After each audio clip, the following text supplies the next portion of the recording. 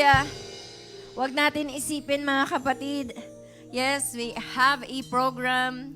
We have time mga kapatid. But when we give glory to the Lord mga kapatid, huwag nating isipin mga kapatid that there are boundaries. Amen? Huwag nating hadlangan mga kapatid ang pagpupuri sa atin pong Panginoon. Let's all acknowledge Him mga kapatid in every day. Amen? Na sa bawat araw mga kapatid ay kaya pa nating magpuri sa Panginoon. Amen?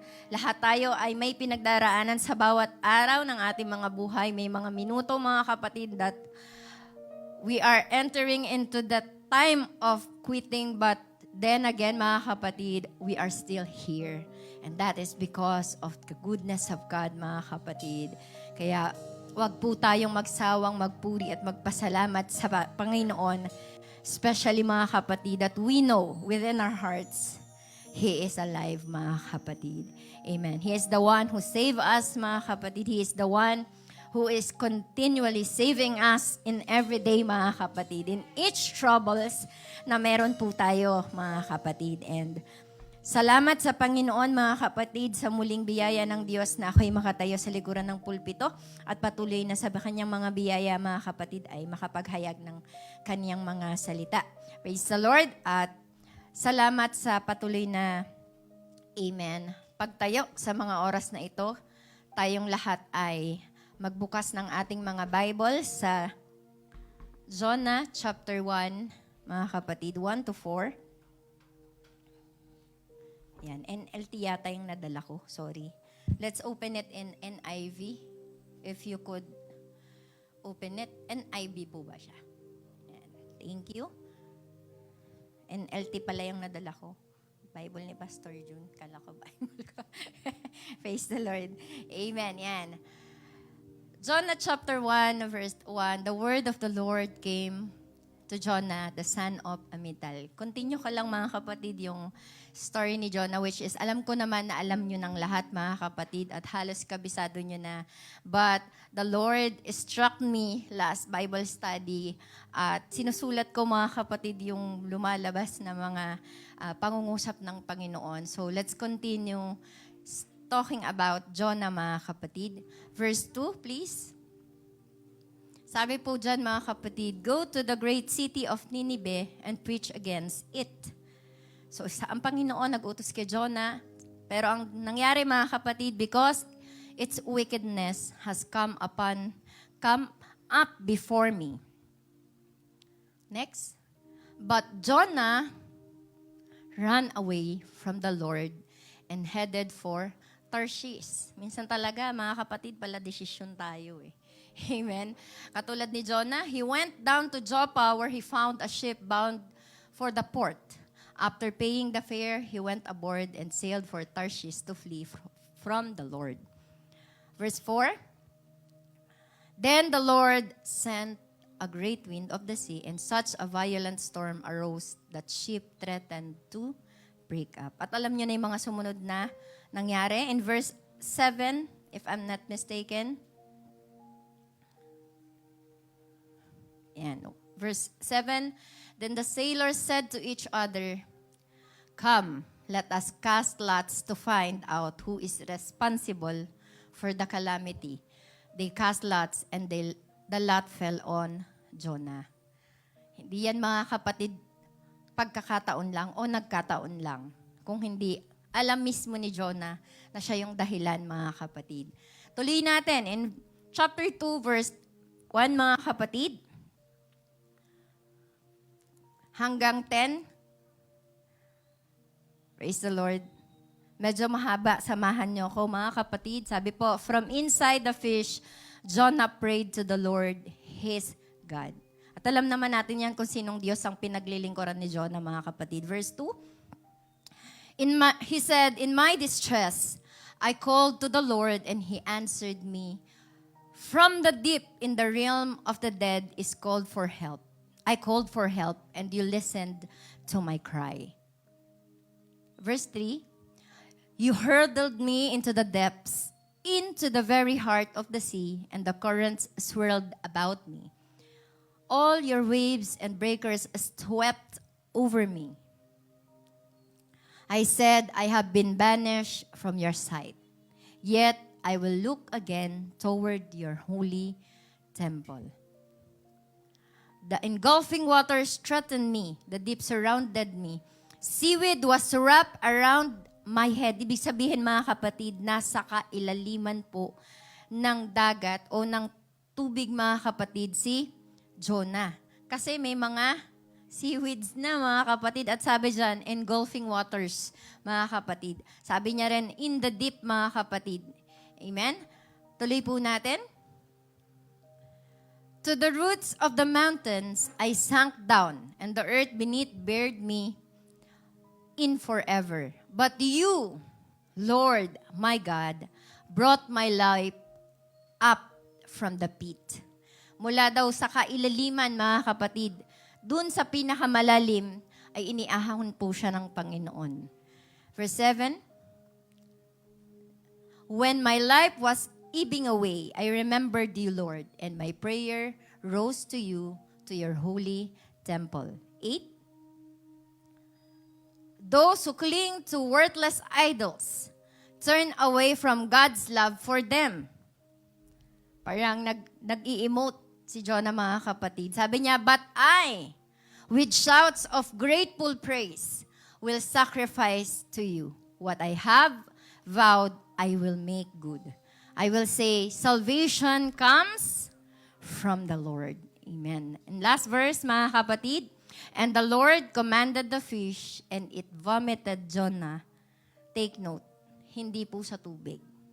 Ang sabi po, unto the dry land. Let's all pray, mga kapatid. Lord, salamat pong muli sa iyong mga salita sa mga oras na ito na aming narinig. Ngunit, Panginoon, tulungan mo kami na amin po itong mapag-aralan at patuloy na makita namin ang buhay ni Jonah that reflects and mirror us, Panginoon.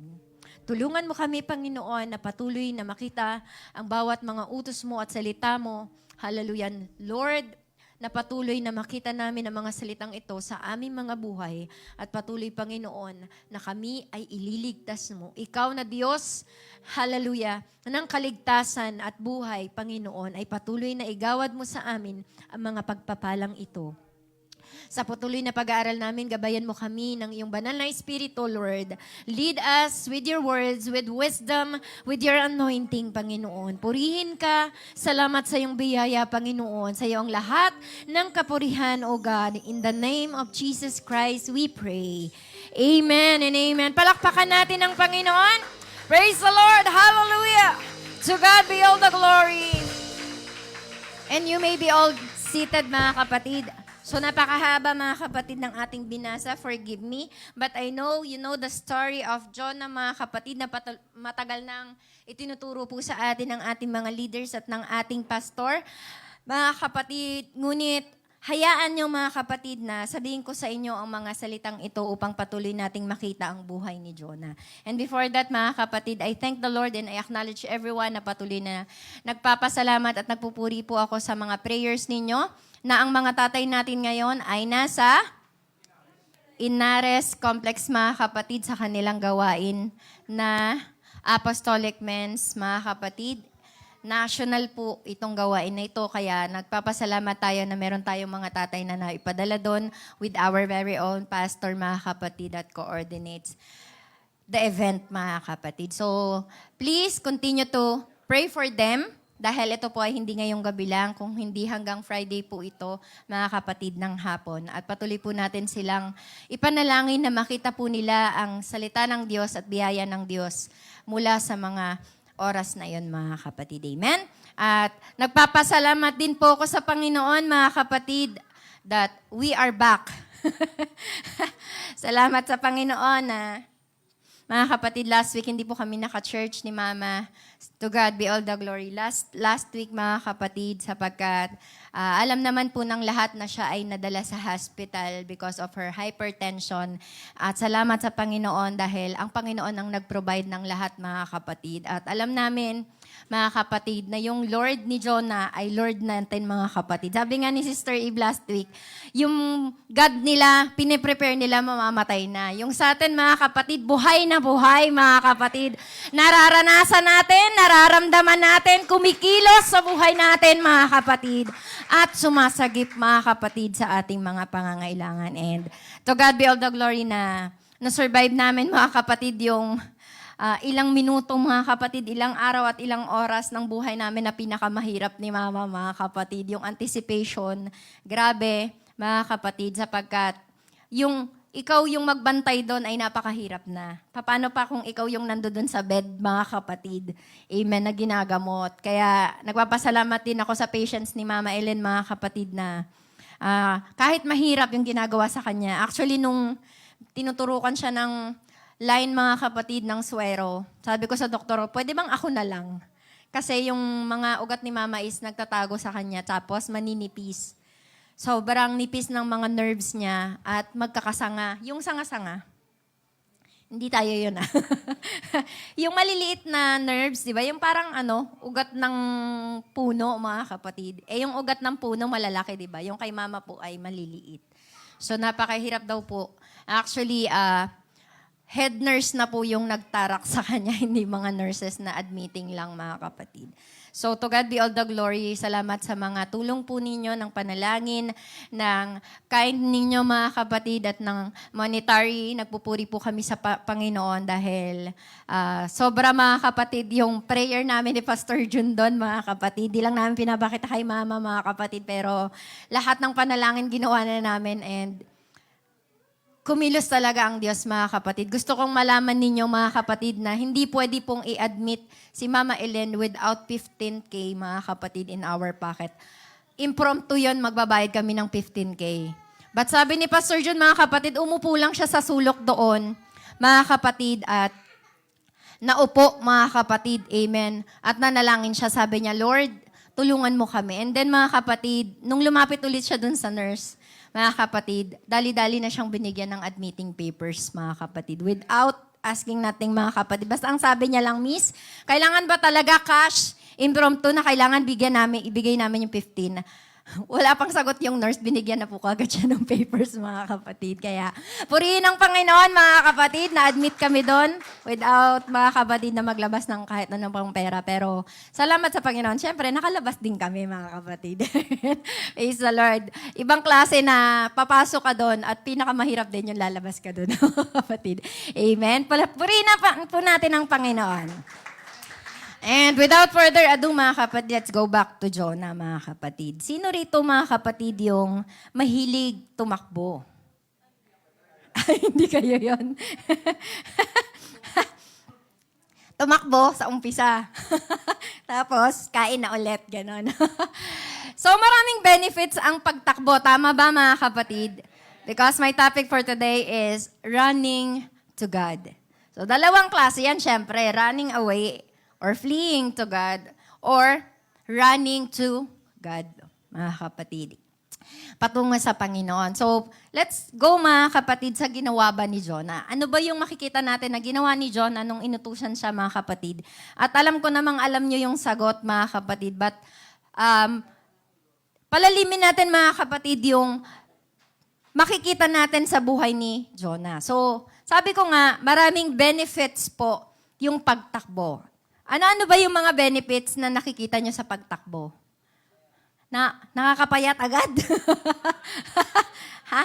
Nakakahingal, nakakapawis, di ba yan? So maraming benepisyo po, mga kapatid, ang pagtakbo. Minsan, mga kapatid, yan po ay piniprescribe pa ng mga doctors for us to strengthen our body's immune system, mga kapatid. Kaya patuloy po natin makita, mga kapatid, na sa pagtakbo, mga kapatid, although marami itong benepisyo, marami rin naman itong pwedeng masamang idulot sa atin. Especially, syempre, kung hindi na maganda yung klase ng pagtakbong ginagawa natin. So, sabi nga, mga kapatid, meron din namang mga tao na tumatakbo, mga kapatid, hindi patungo sa Panginoon, kundi palayo sa Panginoon, mga kapatid. At nakaka-amaze din yung kanilang mga dahilan. Ano ba mga dahilan ng mga tumatakbo sa Panginoon?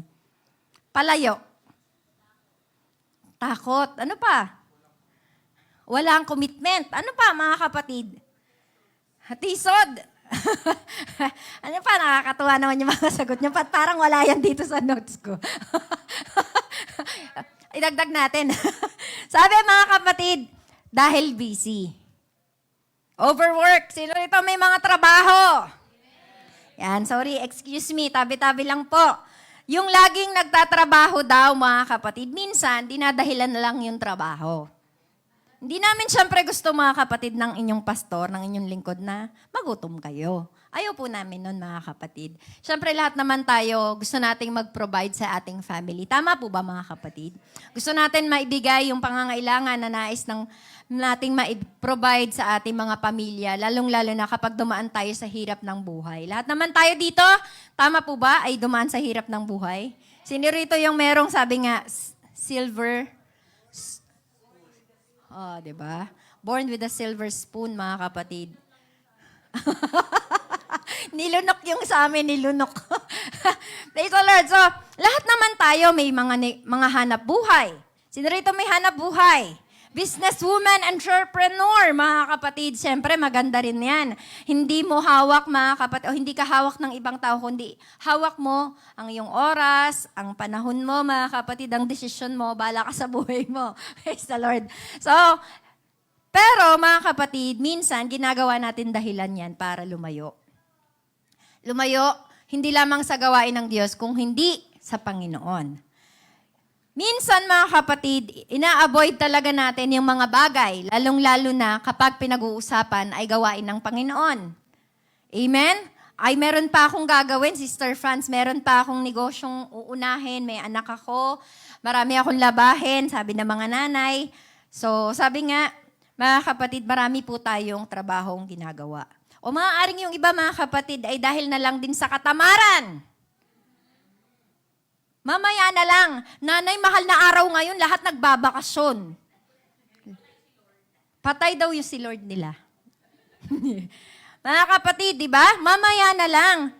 May BS ngayon. Mahal na araw, dapat di tayo nagpapagod. Sabat. Sino may ganon? Yung bawal daw maligo. Nakarinig na ba kayo noon, mga kapatid? Nung maliliit kami sa Pampanga, mga kapatid, number 1, bawal pong maligo sa araw ng mahal na araw. Lalo na pag Friday, Black Friday ba tawag nila doon? Hindi kakalimutan ko na. Sa totoo lang, inaaral ko yan pero hindi pumasok sa isip ko. Bawal masugatan. Yan. Hindi daw gagalin. Diabetic ba kayo? It's the Lord. So, yung iba naman, in denial. Deny. Hindi, busy lang ako. Hindi, may inaasikaso lang ako. Hindi. Wala lang akong time. Pero ang totoo, mga kapatid, ayaw niya na. Amen? Praise the Lord. O maaaring sa kanyang paniniwala, mga kapatid, ay mahal siya ng Diyos. Mahal naman ako ni Lord, alam niya naman. Nagpe-pray naman ako. Diba? Saka na lang ako magpupunta sa church ninyo. O, lumalayo sila sa Panginoon dahil galit sila. Sino rito galit? Ay, hindi pa ako galit. Kahapon lang. Praise the Lord. So, di ba, sabi nila, wala akong pakialam. Hindi ako magsisimba. Di ba? Yung mga taong hindi naniniwala na may Diyos, mga kapatid. Sila yung mga taong ayaw maniwala, mga kapatid, na palalayain sila ng Panginoon at ililigtas sila, mga kapatid. Yung iba naman, sabi nila, gagawa lang ako ng mabuti. Mag-donate na lang ako sa UPC Care. Sino kaya yun? Hanapin nyo nga. Praise the Lord. Magbibigay na lang ako or tutulungan ko na lang yung nasunugan. Yung, maraming foundation, yan. That they think in doing good, mga kapatid, napapalapit sila sa Panginoon. Or ginagawa na lang nila yung mabuti para isipin na makadiyos sila, mga kapatid.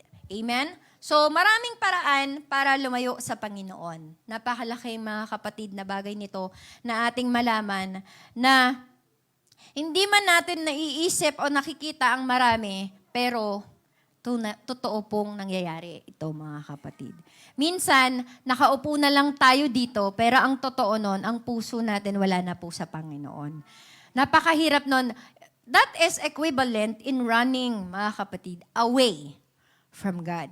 Amen? Pero, pag-uusapin natin ngayon, mga kapatid, that sabi po, at some point, we should run unto Him. That every knee shall bow and every tongue shall confess that Jesus Christ, mga kapatid, amen, is our Lord and Savior. He is the only one na makikita natin, mga kapatid, into eternity. Amen? Dapat makita natin yung sarili natin, yung experience ni Jonah sa buhay natin that demonstrate the will of God that we should run to Him, mga kapatid. We should run to God, mga kapatid, in His deliverance and mercy, in forgiveness, mga kapatid, is the joy of God for us, mga kapatid. Kapag nakikita ng Diyos na tayo ay nagiging malapit sa Kanya, tumatawag sa Kanya, lumalapit sa Kanya, yan ay ligaya ng ating Panginoon. Amen? Praise the Lord. Palakpakan po natin ang Panginoon. In Jonah chapter 1, verse 17, mga kapatid, makikita natin that God provided for Jonah. Amen? The Lord appointed a great fish. Malaking isda. Kaya nga pag nakikita natin yung dagat, ang una nating nakikitang malaking isda ay pating. Patay si Jonah. Kaya mga kapatid, hindi binanggit. Kasi maraming klase. Sa totoo lang mga kapatid, sino nanonood dito ng Discovery Channel? Alam nyo ba na mayroong ganitong kalaking puset? Sabi dyan, great fish. Ibig sabihin, nasa kailaliman si Jonah. Kasi nakikita po yung mga malalaking puset, kasing laki, mas higit pa sa laki ng tao, sa pinakamadilim na parte ng dagat, mga kapatid. So Discovery Channel, pag napanood nyo yun, mga kapatid, yung mga divers, mga kapatid, halos mawala na sila ng oxygen kasi halos hindi na maabot sa ilalim. And then, mga kapatid, halos hindi na rin mag-work yung kanilang mga ilaw. Yan. Dahil din sa sobrang lalim, mga kapatid, kung saan makikita yung mga malalaking klase ng lamang dagat. And one of that is that fish, mga kapatid, na pinrovide ng Panginoon kay Jonah, mga kapatid. So, mga kapatid, ang Panginoon ay nagpo-provide. Amen po ba? Amen. Alam ko naman danas na danas niyo yan, mga kapatid. Hindi ko kayo kailangang i-assure dyan, mga kapatid. And that large fish, sabi nga ng isang preaching ni Pastor Jun, mga kapatid, daig pa ni Jonah yung nakasakay sa business class airplane. Di ba, Sister Franz, dun sa isda, mabaho dun. Paano mo nalaman? Kinain ka naman ng isda. Di ba? Pag ang isda sariwa, mabaho po ba o hindi? Hindi. Sabi nila, mga kapatid, ang isdang sariwa, matamis na isda, mga kapatid. At mabangong isda. Yan. Amoy nyo nga yung katabi nyo. Hindi, parang malangsang isda to si Sir. Joke lang po, mga kapatid. So, sabi, mga kapatid, para daw pong nasa business class or luxury class, mga kapatid, accommodation, si Jonah nung mga panahon na yon. But it was God's means of providing Jonah a safe return, mga kapatid, into the dry land. Kanina nabasa natin, di ba, mga kapatid? Si Jonah hindi niluwan ng malaking isdang yan sa dagat. At hindi si Jonah lumangoy, mga kapatid, papunta sa pangpang. Kung hindi, saan siya niluwa? Sa dry land. Nakikinig Kuya Mark, ha? Ano mo ginagawa mo? Sabi, mga kapatid, but it was God's means for us, mga kapatid, na ma-provide ng Panginoon yung mga pangangailangan natin, mga kapatid. Gaano man yan kalaki, gaano man yan kaimposible. Amen. Ang Panginoon ang magpo-provide, mga kapatid. Hallelujah. Hindi man natin magustuhan, mga kapatid, yung maaari niyang i-provide sa atin. But what matters most is that we are safe in the hands of God, mga kapatid.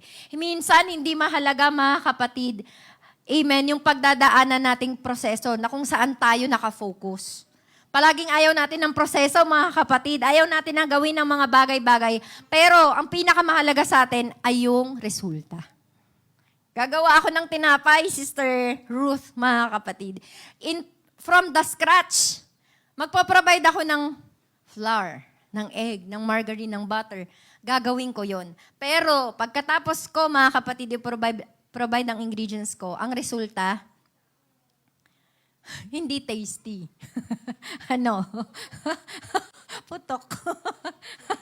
Di ba, mga kapatid? Maraming beses ako nag-try, mga kapatid, na mag-bake. Pero yung baking ayaw sa akin, mga kapatid. Di ba, mga kapatid, yung gagawa ka ng cookies, pero anong nangyari doon sa cookies mo? Mukhang banana cake, mga kapatid. Di ba, nakailang sunog na cookies ako, mga kapatid. Amen? Pero, mga kapatid, ang mahalaga, nagawa natin. Mahalaga, safe tayo sa kamay ng Diyos, mga kapatid. Balibalig ta rin ng Panginoon ang pananampalataya natin. Ang mahalaga, nasa gawain tayo ng Panginoon. Amen. Ang mahalaga, mga kapatid, sa Panginoon ay ang safety mo at safety ko, mga kapatid. Kaya, He always provide everything to us, even though, mga kapatid, yung provide ng Diyos, ayaw natin. Sa tingin nyo ba, gusto ni Jonah, nakakainin pa siya ng malaking isda bago pa siya sumunod sa Panginoon? Nabasa natin bago pinroseso natin ang mga verse, mga kapatid, nakita natin na bago, mga kapatid, na nalangin si Jonah, nandun na po siya sa loob ng isda. Bago niya ma-realize na alam ko, patatawarin ako ng Diyos sa mga inisip ko at ginawa ko, yun, mga kapatid, nakita ni Jonah na ang Panginoon ay magpo-provide sa kanya para makabalik siya. Nirecognize ni Jonah, mga kapatid, yung pinrovide ng Panginoon at nakita niya, mga kapatid, na kailangan niyang bumalik. Amen. Kapatid, kung iniisip mo man ngayon sa puso mo, sa isip mo, ang paglayo, hindi pa huli ang lahat. Bumalik po tayo sa Panginoon, mga kapatid. Bumalik tayo sa paniniwala na ang Diyos natin ay buhay, mga kapatid. Ang Diyos natin ay hindi maglilikat sa pagtulong sa atin. Gaano man katagal yung ipinapanalangin natin. Di ba, Brother Rosilito? Amen. Gaano yun katagal, mga kapatid? Parang kami nga, nawalan na ng... Sabi namin, di na yata makakali si Kuya Tolit. Pero, mga kapatid, ang Panginoon lang ang nakakaalam.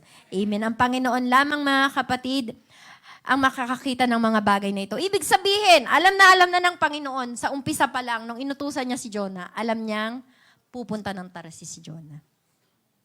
Kaya, pinrovide niya na yung malaking isda. Kaya huwag kang hihinto, kapatid. Baka akala mo sa mga oras na ito, hindi na mangyayari yung pangarap mo sa Panginoon, Brother Gilbert. Baka naman bigla ka na lang tumangkad, mga kapatid. Di ba? Hindi pa uli ang lahat. Actually, mga kapatid, my greatest testimony, lagi ko kinukwento sa inyo, yung sister ko po, galing ng Taiwan. She's only 4'9" or 4'11", I think. Pero magmula nung nag-Taiwan siya, siguro mga ilang balik. Pagbalik niya, mga kapatid, mas matangkad na siya sa akin, mga kapatid. Iba po kasi yung hangin doon, mga kapatid. Kaya umalsa ng konti. Praise the Lord. So, mga kapatid, di ba, mga kapatid, hindi man natin namamalayan, mga kapatid, pero ang Panginoon, ang may plano sa buhay natin. Minsan, mga kapatid, yung plano ng Diyos ay nahihigitan ng plano natin. Plano ni Jonah, pagsabi sa kanya ng Panginoon, Jonah, go to Nineveh and preach. Preach the word of God. Preach there my salvation. Jonah, mga kapatid, tong si Jonah, tumayo. Sumunod. Pero, papuntang Tarsis. May plano siya. Kasi mga kapatid, hindi siya tatayo doon at hindi siya pupunta ng Tarsis kung wala siyang plano. Di ba, mga kapatid? Meron siyang plano. Ibig sabihin, kunyari, susunod lang siya sa Panginoon. May mga ganyan bang pagkakataon sa buhay natin? Kunyari, susunod tayo sa Panginoon. Pero ang totoo, sinusunod natin yung plano natin. Yung plano natin, yung gusto nating mangyari. Diba? Palagi kong tinatanong ang Panginoon sa mga araw na ito, mga kapatid, na minsan, naiisip ko na kapag ba hindi nangyari yung ipinapanalangin natin, hindi na po ba yun kalooban ng Panginoon? Yun po lagi sagot natin Lord, nagpe-pray ako, kung hindi mo ito kalooban, diba? Parang baligtad yata yung prayer natin, mga kapatid. Ang kalooban ng Panginoon palagi ay sa kabutihan natin, mga kapatid. Ang kalooban ng Panginoon ay palagi tayong mapalapit sa Kanya, patungo sa Kanya, mga kapatid. Hindi tayo mapalayo. Kung yung mga bagay na hinihingi natin ay mapapalayo tayo sa Panginoon, siguro kalooban ng Diyos na hindi niya yun gawin sa'yo sa buhay natin, mga kapatid. Pero kung sa tingin ng Panginoon, lalago tayo dyan, mga kapatid. Magtutuloy-tuloy tayo. It's up to us na lang kung talagang magtutuloy-tuloy tayo, mga kapatid. Kasi minsan tinutugon ng Panginoon yung panalangin natin. After that, mga kapatid, tayo naman yung nawawala sa kamay ng Panginoon. Amen? Palakpakan po natin ang Panginoon. Minsan, yung paglayo natin sa Panginoon, ay dun tayo napapahamak, mga kapatid. In our run from God, mga kapatid, sometimes we crash. Amen? Hindi si crash ha, we crash. Papahamak tayo, mga kapatid. Yes, mga kapatid, maaaring na-experience natin sa mga oras na ito. May pinagdadaanan ba tayo, mga kapatid? May problema ba tayo? Sino rito may problema? Ay, ang dami. Diba? Kung pinagdaraanan natin yan, yung parang si Jonah ay nasa kailaliman ng karagatan. Hawak-hawak siya nung seaweeds, mga kapatid. Niyayakap siya, hinihila siya ng agos ng tubig pababa, mga kapatid. Lumulubog siya at lalo siyang pinalalalim ng alon, mga kapatid, sa kailaliman. Ibig sabihin, mga kapatid, maaaring dinadala tayo ng Panginoon sa mga problemang yan. Para makita natin at ma-realize natin, mga kapatid, amen? Ang mga problemang yan ang magdadala sa atin sa realization, mga kapatid, na kailangan natin ng Panginoon. Kailangan nating sumunod sa Panginoon. Kailangan nating mag-sacrifice ng hirap natin, ng problema na ito, para makita natin, mga kapatid, ang Panginoon. Amen? Amen, mga kapatid? Maaaring may pinagdaraanan ka sa mga oras na ito, pero I assure you, kapatid, amen, hindi matatapos sa mga panahon na ito, mga araw na ito, mga kapatid, na katagumpayan ang ibibigay sa atin ng Panginoon. Amen, that we will go to that dry land, mga kapatid. Tatayo tayo at magpupuri tayong kasama ni Jonah, mga kapatid. Amen? Praise the Lord. So that large fish wasn't the bottom yet, mga kapatid. In 3 days and 3 nights, mga kapatid, into the depths of the sea, ay na-experience ito ni Jonah, mga kapatid. These things, mga kapatid, na nangyari sa kanya, ay na-realize niya na kailangan niya ng Panginoon at humingi po siya ng tawad. Kung may mga pagkakataon sa buhay natin na dinadala tayo sa hirap ng Panginoon at sa mga lalim ng buhay natin, mga kapatid, at ng mga problema natin, baka kailangan nating ulit lumapit sa Diyos. Amen? Minsan kasi, parang routinary yung buhay natin. Tama ba, mga kapatid? Routinary, di ba? Pag Wednesday, Bible study. Kapag prayer, Friday night, mga kapatid. So wala tayong gagawin ng Lunes, Martes, Huwebes, Sabado, di ba, mga kapatid? So yung mga araw na yun, mga kapatid, anong ginagawa natin? So parang routinary sa buhay natin, mga kapatid. Nababalik tayo dun sa normal na buhay natin at gagawin natin ang lahat ng gusto natin, mga kapatid. Pero nakakalimutan nating ulit bumalik sa Panginoon. Kailan tayo huling nag-devotion, mga kapatid? Kailan tayo huling lumapit sa Panginoon? Nung panahong nasa malalim na tayo, mga kapatid, ng karagatan? Nung nasa mga panahon na yakap-yakap na tayo ng mga seaweeds ng buhay natin, mga kapatid? Nung mga panahong inuutusan tayo ng Diyos pero hindi tayo sumusunod, mga kapatid? Natrap na ba tayo, mga kapatid? Amen? Sa mga bitterness natin at hindi natin nare-recognize yung effort ng Diyos sa buhay natin, mga kapatid. Amen? Tonight, mga kapatid, let's all go back, mga kapatid. Alive, mga kapatid, and enthusiastic in the name of the Lord, mga kapatid, sa gawain ng Diyos. Amen po ba? Amen? So, wag nating hayaan, mga kapatid, na kahit na mahal na araw, hindi tayo mag-church, mga kapatid. Na kahit, mga kapatid, may gagawin tayo, hindi na tayo ulit mag-church, mga kapatid. Na kahit busy tayo, hindi tayo mag-church, mga kapatid. Minsan, hindi lang naman yung araw, mga kapatid, yung dapat na pinupuntahan natin. Kung hindi, nasaan ba ang puso natin, mga kapatid? Amen? Tulad din pa tayo ni Jonah, may plano rin ba tayo sa buhay natin, mga kapatid, sa mga bagay na gusto nating gawin against sa kalooban ng Panginoon? Malagi natin ito naririnig, mga kapatid, pero palagi rin nating nakikita yung sarili natin na hindi natin nagagawa. Amen po ba mga kapatid? Amen. Palagi po natin hindi ito nagagawa. Kaya, prayer breaks out mga kapatid. Manalangin tayo sa Panginoon. Sabi nga nung preaching, di ba mga kapatid sa conference, pray again. Nag-pray ka mga kapatid, hindi nangyari yung panalangin mo. Pray again mga kapatid.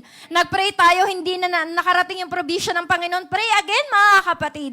Huwag tayo magsawang manalangin sa Panginoon mga kapatid. Kung yun lang yung magagawa natin at kaya natin gawin sa Panginoon, let's all pray mga kapatid. Amen? Minsan, yun yung tanging sandalan natin eh. Amen? Minsan, wala tayong matatakbuhang kaibigan, wala tayong matatakbuhang kamag-anak, wala tayong matatakbuhang kahit na sino, pero ang Panginoon matatakbuhan natin, mga kapatid. Let's all run to God, mga kapatid. Amen? Praise the Lord. Hallelujah. Siguro nare-realize natin ngayon kung gaano ka-unpleasant yung buhay ni Jonah nung mga panahon na yun, mga kapatid. Pero one thing for sure, gaano man yun ka-unpleasant sa isip natin, mga kapatid, but God gave His mercy, His grace and forgiveness to Jonah, mga kapatid, at nagpatuloy siya, mga kapatid, na sumunod sa Panginoon. Huwag nating hayaan, mga kapatid, na 3 days and 3 nights din yung bitterness sa buhay natin, mga kapatid, na kailangan natin magbilang ng mga araw at panahon. Baka naman higit pa sa 3 days and 3 nights yung bitterness na meron tayo, mga kapatid. Huwag po nating hayaan yun, mga kapatid. But bagkos, mga kapatid, let's pray, mga kapatid, na tulungan tayo ng Panginoon na tumawag sa Kanya. Tumawag sa Kanya, mga kapatid, ng buong pananampalataya so that we would be better Christian, mga kapatid. Amen? There wasn't much left to do for Jonah but to pray, mga kapatid. Wala na siyang magagawa. Sa tingin niyo, makakatakbo si Jonah doon, mga kapatid. Tingin niyo, makakasakay pa siya ng ibang barko doon, mga kapatid. Siguro kahit lumangoy pabalik, hindi niya na magagawa. Kasi mauubusan na siya ng hininga, mga kapatid. Pabalik. But, the only thing to do is to pray. Maybe our only thing, last resort, is to pray. But I know God is not our last resort, mga kapatid. He is the only resources we have, mga kapatid. Kung iniisip niyong meron pa kayong ibang resources, mga kapatid, nagkakamali po kayo. Ang Panginoon lang ang resources na meron tayo, mga kapatid, na higit sa kahit anong resources na meron tayo ngayon. Amen? Kaya, huwag tayo magpapanik. Sino rito ang madalas magpanik? Lalo na pag wala ng bigas.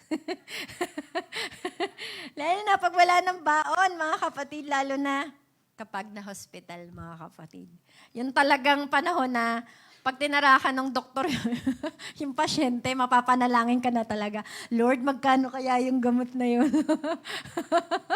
Kaya, I admonish everyone, mga kapatid, dapat meron tayong medical, mga kapatid. Tulungan natin yung mga sarili natin, mga kapatid. Minsan, hindi naman palaging ang Panginoon ang resolusyon eh. Minsan, nasa atin din eh. Di ba, mga kapatid? Kasi, tayo ay nilikha ng Diyos.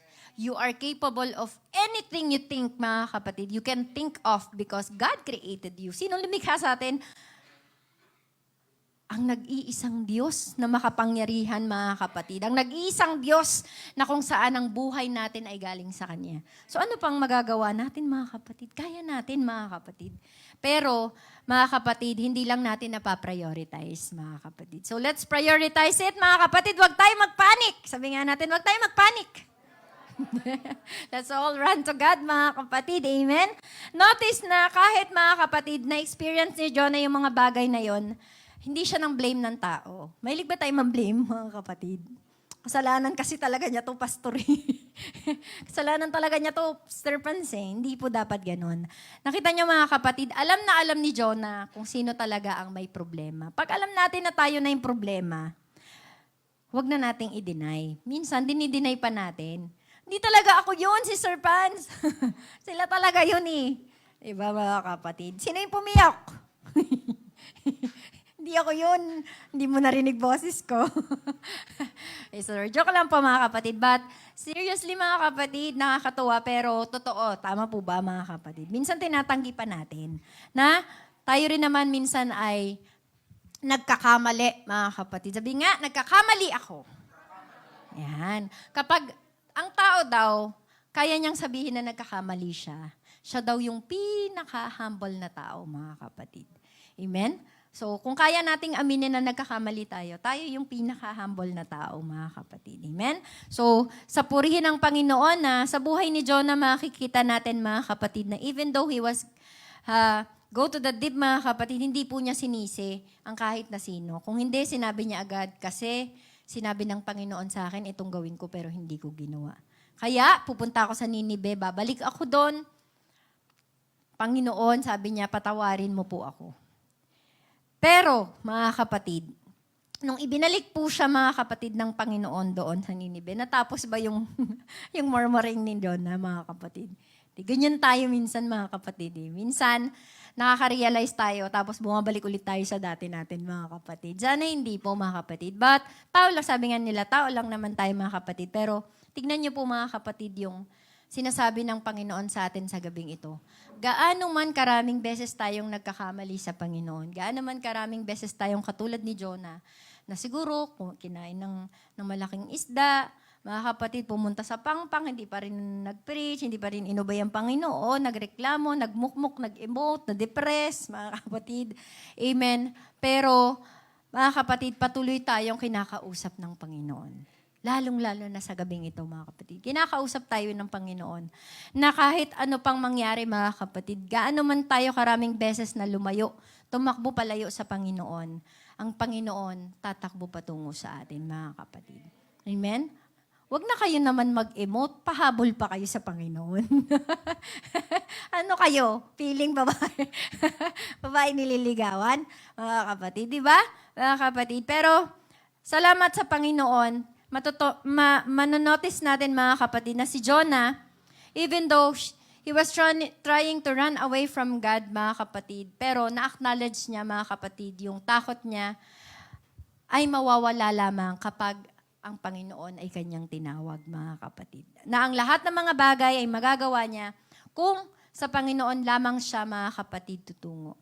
Sabi nga, mga kapatid, God has an interesting message to teach him in all this, like his call to Ninive.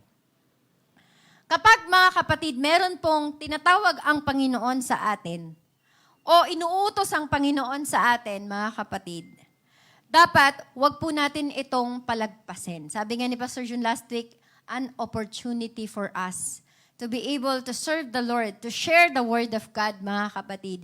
Kaya, huwag nating hahayaan na yung undeserved, mga kapatid, favor ng Panginoon sa atin ay mawala. Pwedeng mawala sa atin, mga kapatid, yung kaligtasan na iniaalok ng Diyos sa atin kung hindi po tayo susunod sa Kanya. Tama po ba, mga kapatid? Disobedience can, mga kapatid, void your salvation. Totoo po yan, mga kapatid. Huwag po nating hahayaan na yung sarili nating plano, yung sarili nating kalooban, mga kapatid, yung attitude natin at character natin against, mga kapatid, sa utos ng Panginoon ay makapag-void ng kaligtasan na gusto ng Panginoon sa buhay natin. Hindi totoo, mga kapatid, yung kapag tinanggap mo si Kristo sa buhay mo, ay habang buhay ka ng ligtas, mga kapatid. Hindi totoo yon. Ang Panginoon, mga kapatid, ay nagsasabi sa atin sa gabing ito na pwedeng mawala sa iyo yan, kapatid. Amen? Kung hindi tayo magiging aware sa ating mga kilos, sa ating mga attitude, mga kapatid, lalong-lalo na sa ating mga desisyon, pwede po tayong malunod, mga kapatid, sa kasalanan na meron po tayo sa mga oras na ito. Sabi nga, mga kapatid, sa nabasa nating verse from Jonah, mga kapatid, Jonah described the early signs of drowning in verse 5 and 6. Engulfing by the swirling waters, the deep surrounded me, and seaweed was wrapped around in his body. From the bottom, mga kapatid, of the sea, he felt himself sinking, and I looked like he would be barred for good for the atmosphere. Parang pakiramdam niya daw, mga kapatid, mamamatay na siya. Sino nakaranas malunod? Ako lang. Naranasan ko talaga, mga kapatid. Pero I think, high school. Amen. Muntik na kami malunod ng ate ko kasi pareho kami hindi marunong lumangoy. Pero dahil sa hilig namin sa water, mga kapatid, lumangoy pa rin kami. But, sad to say, dumulas yung isang paa ko sa bato. Kasi mga, mabato yung mga ilog sa Pampanga. Dumulas yung isang paa ko, nakapitan ko yung kasalanan ko talaga yun. Siyempre, pag nahawakan mo siya, yung bigat ng body mo, magiging bigat niya, di ba, mga kapatid? So, dalawa na kayo. Hinawakan niya rin ako. Kasalanan niya rin yun eh. Ay, so Lord, mga kapatid. At, pag-ahon namin, tinatawanan pa kami, mga kapatid. Paano kami nakaahon? Sinagap kami nung kuya ko, mga kapatid. So, mga kapatid, mahirap yung palubog ka ng palubog ng palubog. Amen? So, kung nararamdaman natin na palubog tayo ng palubog dito, forever, hindi yun ibig sabihin forever na tayong lulubog, mga kapatid. Nakabang po ang Panginoon, mga kapatid, na tayo'y sagipin, mga kapatid. At pag iniahon tayo ng Diyos, hindi siya tatawa. Promise yan, mga kapatid. Kapag iniahon tayo ng Panginoon, mga kapatid, yakap-yakap niya tayo ng kanyang pag-ibig, mga kapatid. Yakap-yakap niya tayo, mga kapatid, na mga gusto niyang mangyari sa buhay natin. Ipaparealize ng Diyos, mga kapatid, that He is preserving us, mga kapatid. In Jonah chapter 2, verse 6, mga kapatid, and 7, sabi doon, mga kapatid, na makikita natin na si Jonah ay ibinalik ng Diyos. Again, saan? Sa dry land. Amen? Doon sa espiritual na buhay ni Jonah, mga kapatid, kung saan he came out from the pit. Like Joseph, mga kapatid, di ba? It was an expression of referring to a place of the dead where they were forever separated from the presence of God. Yung pakiramdam mo, mga kapatid, ang layo-layo mo na sa Panginoon. Yung pakiramdam mo, mga kapatid, na hindi na sumasagot sa iyo ang Diyos. Yung pakiramdam mo, mga kapatid, na wala na yung kamay ng Panginoon sa iyo, mga kapatid. Amen? May mga pagkakataon tayo sa buhay natin na ganyan, na hindi natin nakikita yung Panginoon, mga kapatid. Amen? Hindi natin nararamdaman ang Panginoon. But, mga kapatid, hindi pa po tapos ang Diyos. Amen? God wasn't, mga kapatid, finished. God wasn't through with Jonah yet, mga kapatid. Sabi niya, when my life was ebbing away, He remembered me. Yan. I remembered you, Lord, and my prayer rose to you, to your holy temple. Nanalangin si Jonah, mga kapatid, na mataimtim sa Panginoon. At sabi niya, Lord, alalahanin mo ko habang inaalala kita. Amen? At nawala lahat, mga kapatid, yung sama ng loob niya sa Ninive. Praise the Lord. Hindi ko alam kung bakit siya galit na galit sa Ninive, mga kapatid. Amen? Alam niyo ba? Ang alam lang niya, mga kapatid, makasalanan yung lugar na yon. But, hindi na-realize ni Jonah na kahit gaano kasama ang isang tao, kapag gusto silang sagipin ng Panginoon, sasagipin siya ng Panginoon. Kahit ano pang tutol mo, kapatid, pero kapag ang Diyos ay nag-decide na iligtas ang tao sa kasalanan, ililigtas ng Diyos ang tao sa kasalanan, mga kapatid. Kahit gaano tayo kasama, mga kapatid, kahit ano pang past natin, ano pang pinagdaanan natin, mga kapatid, ang Panginoon ay magliligtas at magliligtas at magliligtas sa atin. Kung tayo yung inutusan ng Panginoon, like Jonah, kung ayaw mo sumunod, hahanap ang Diyos ng iba, mga kapatid. Na uutusan niya, nasusunod sa Kanya, mga kapatid. Amen? Kaya tayo, mga kapatid, huwag tayong mag-isip na wala ng kaligtasan ng iba, mga kapatid. Nag-iisip ba tayo ng ganyan? Sana po hindi, mga kapatid, no? Kahit gaano kasama yung nagawa ng tao sa atin. Minsan, Lord, sama niya. Lord, ang sama ng taong yun, Lord. Imain mo na nga. Lord, pakimine. Pakimine, pakigrab, pakilak, Panginoon. Iyon na siya, Panginoon. Diba, mga kapatid, mga ganon. Okay? Mamin kayo. Nakakaisip kayo ng ganyan, mga kapatid, di ba? Hindi nga kayo tumututol sa kaligtasan ng iba, pero kapag may nagawang mali sa atin, sabi mo kay Lord, Lord, imain mo na siya. Praise the Lord, di ba? Mga kapatid, nakakapag-isip tayo ng hindi maganda, mga kapatid. Pero, sabi ko nga kanina, kapag ililigtas ng Diyos, ililigtas ng Diyos. At, ang gusto ng Diyos, ma-preserve yung buhay nila, mga kapatid. Ang gusto ng Diyos, kasama natin silang magpupuri, mga kapatid. Diba? Pag marami tayo dito, mga kapatid, pag may mga bagong bisita tayo dito, ba ang saya, mga kapatid? Iba yung pakiramdam ng puso natin, lalo na pag may nabautismohan, mga kapatid. Lalo na kapag may Filled ng Spirit ng Panginoon, mga kapatid, yung nag-i-speaking in tongues, mga kapatid. At nakita mo sila, mga kapatid, na tuwang-tuwa din sila sa buhay nila, mga kapatid. Gaano kasaya yun? Eh, lalo na ang Panginoon. So, huwag tayong mag-decide, mga kapatid, na magkaroon tayo ng bitterness sa iba para hindi sila iligtas ng Diyos. Amen. Sana mawala na yan dito, Sister Pan, sa church eh. Huwag na siya dito magsimba. Saan mo siya gusto magsimba, kapatid? Amen. So, huwag po tayong ganun, mga kapatid. God, mga kapatid, hallelujah, wants to save everyone. To all the lost, mga kapatid.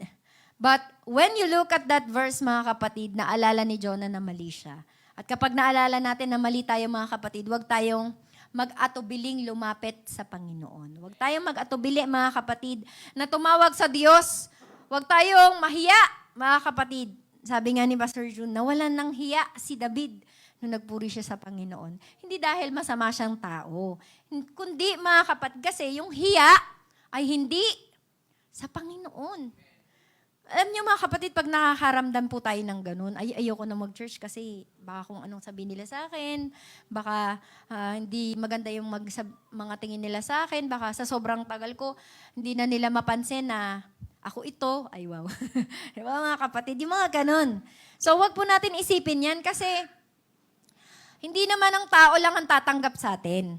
Kung ang tao, hindi tayo papansinin, hindi tayo titignan na maganda, hayaan natin sila. Kasi ang mahalaga, tinanggap tayo ni Kristo ulit, mga kapatid. Amen? Narinig tayo ni Kristo ulit, mga kapatid. Walang kasing saya kapag muli tayong nakapagpuri sa Panginoon. At yun ang ginawa ni Jonah, mga kapatid. Nagpray siya, nagpuri siya, mga kapatid, at iniligtas siya ng Panginoon.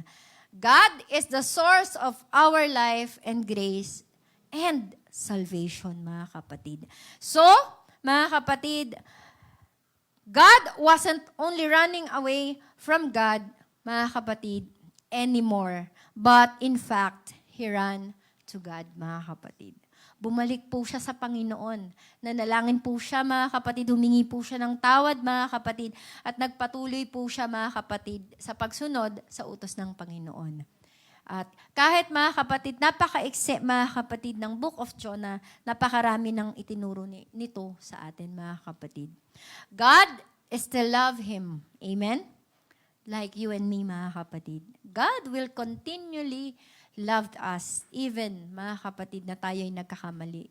Laging may another chance ang Panginoon na ibibigay po sa atin. Sapagkat ang Diyos ay malaking Diyos, mga kapatid, sapagkat ang Diyos natin ay mahabaging Diyos, mga kapatid, sapagkat ang Diyos natin ay mapagpatawad na Diyos.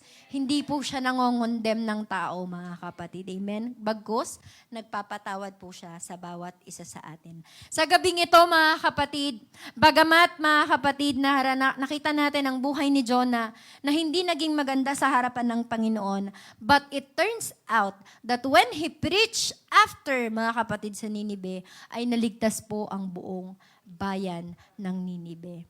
Ano man yung pinagdaraanan natin, kapatid, hindi pa po huli ang lahat para magpatuloy sa Panginoon. Para muling manalangin, muling magbasa, magsaliksik ng salita ng Diyos, ibalik ang mga devotion natin, ang basic sa buhay natin, mga kapatid, hindi pa po huli ang lahat. Huwag po natin itong kapaguran, mga kapatid. Running away from God only secures more pain. Running away from God can make us, mga kapatid, bitter person. And sometimes, the greater the bitterness, then, mga kapatid, kapag ganun kalaki, mga kapatid, yung sakit na nararanasan natin, mas lalayo at lalayo at lalayo tayo sa Panginoon. Hindi natin magawang ihakbang ang paa natin patungo sa Diyos na buhay, mga kapatid. But one thing for sure, nakaabang ang dalawang kamay ng Diyos, mga kapatid.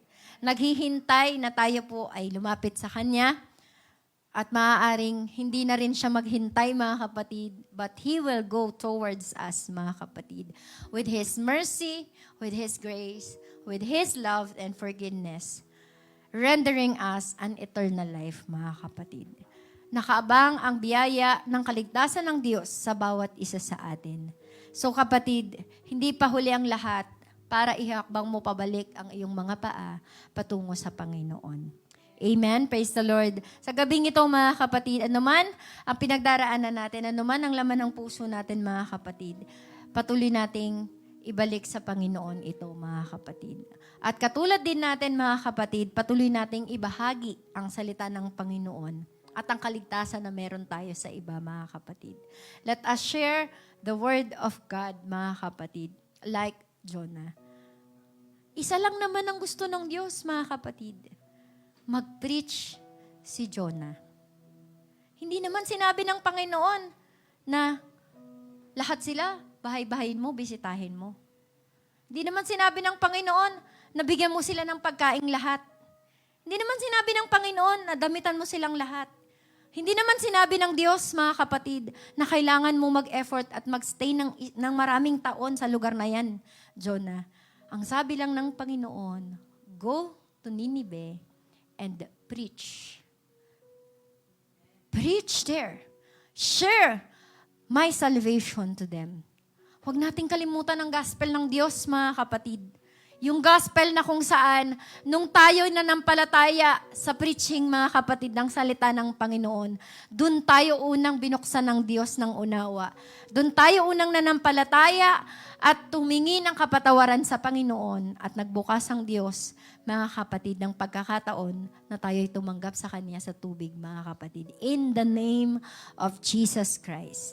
And that is the way then also, mga kapatid, na kung saan, mga kapatid, nabuksan ang ating vision, mga kapatid, na tayo ay dapat mapuspos ng Espiritu ng Panginoon. At pinikaloob ng Panginoon sa atin. Sa mga oras na ito, biniyayaan tayo ng gifts ng Panginoon, mga kapatid. Amen? At yung gifts na yan, kapatid, hindi yan para sa'yo lang. Amen? That is only to them, that is also to them who are waiting to be saved by the Lord, mga kapatid. Sabi nga, huwag tayong maging madamot, kapatid. Huwag tayong maging madamot. Sa tuwing ihahakbang mo palayo ang iyong mga paa sa Panginoon, ikaw ay nagiging maramot sa marami. Amen? Nagiging maramot ka na kung saan sa bawat hakbang ng iyong mga paa, palayo sa Panginoon, ay mayroong isang kaluluwa na patungo sa kapahamakan, kapatid. So why not, mga kapatid, tumungo tayo sa mga oras na ito, palapit sa Panginoon, mga kapatid. Let's run towards God, mga kapatid. Amen. He is right there, mga kapatid. He is always right there waiting for us. Amen. Palakpakan po natin ang Panginoon, mga kapatid. Praise the Lord. I hope tonight, mga kapatid, ay na-share ko po sa inyo ang salita ng Panginoon na may biyaya, mga kapatid. And with anointing, mga kapatid. Tayo pong lahat ay tumayo sa mga oras na ito. Tayong lahat ay umawit sa Panginoon. At habang tayo ay aawit, maramdaman natin, mga kapatid, ang yakap ng Diyos. Amen. Na nagsasabi sa atin na huwag ka, anak, lalayo. Huwag kang tatakbo palayo sa akin, anak. Palagi mong alalahanin ang kabutihan ng Diyos sa buhay mo, kung saan ikaw ay aking inililigtas. Kung saan ikaw ay aking pinagpo-provide, anuman ang iyong pangangailangan ay ibibigay ng Diyos, kapatid. Amen. Praise the Lord. Hallelujah. Glory to Jesus. Hallelujah. Hallelujah, Jesus.